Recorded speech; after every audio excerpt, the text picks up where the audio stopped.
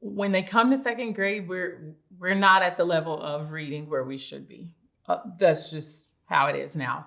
But a lot of those students knew numbers, but they were so scared to do things.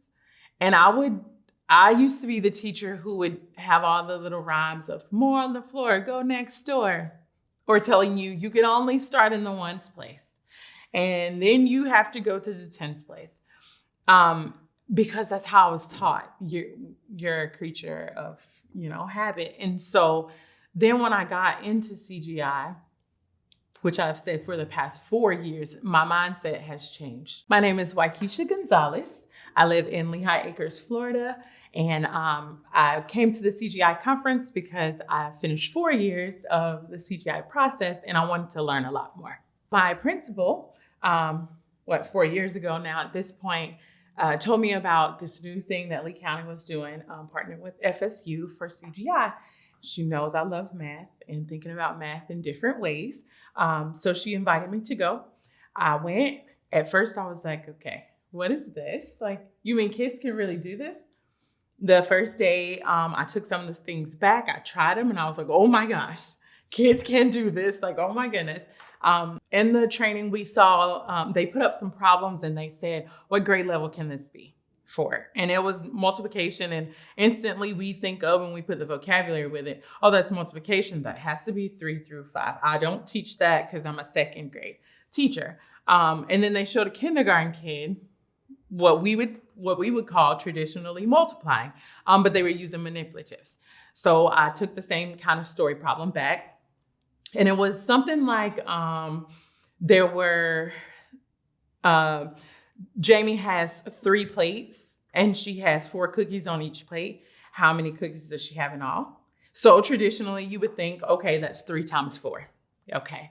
Well, I took it back to class. I just had the problem on the board and then I gave my kids manipulatives.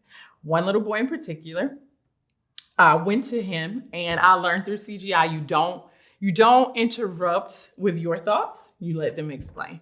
So he had his counters there, and there were cubes, and so there was 3 plates, 4 cookies, but he had 5. It was a group of 5, 5, and 5. So in my head, I'm instantly like, oh, that's 15. He does not understand.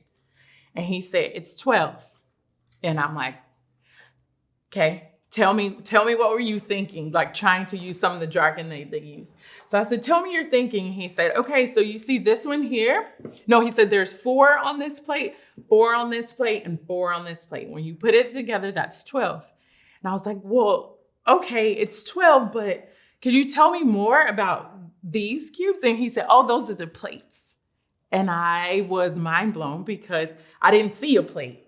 But that wasn't my place to see it. That was his story. That was what made sense to him. And in that moment, I was like, oh, okay, I get it. I'm sold, because he was one of my struggling students. He would not have been able to read that problem, but I read it to him, and then boom, he got me the answer. And as a teacher before CGI, I would have walked around and said, he doesn't get it because I see 15.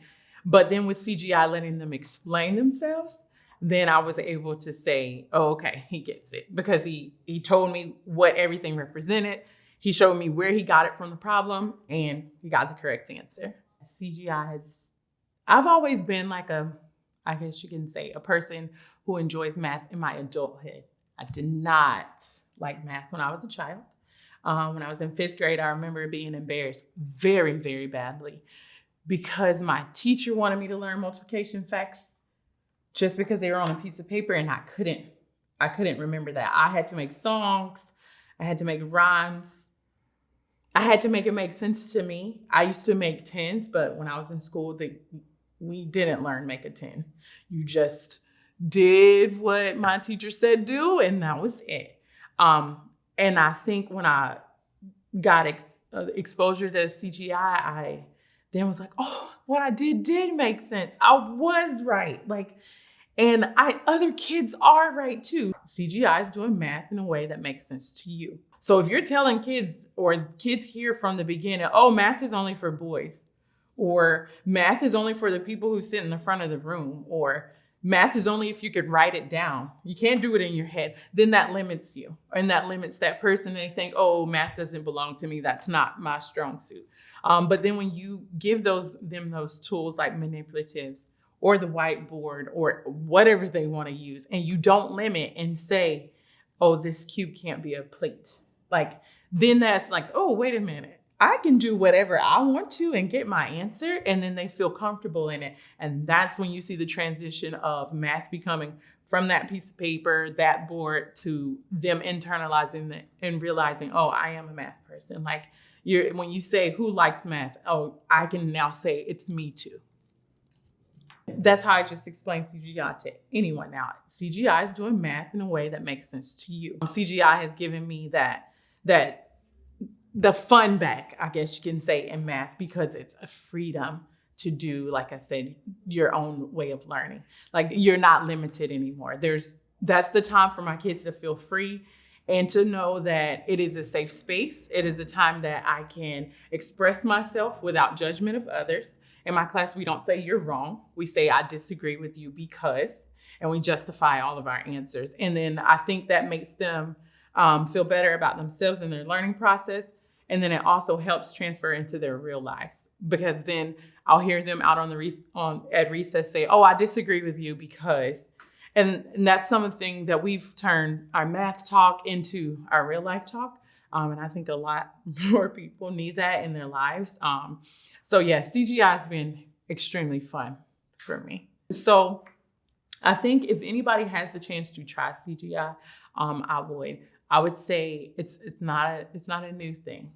Like, a lot of people think, oh, this is another new thing that they're pumping out there. It's not a new thing. It is a mindset, and it is a way of thinking that allows other people to think as well. So the one thing that I would say is just give it a try. Like, give it a try, let go, and then see what happens.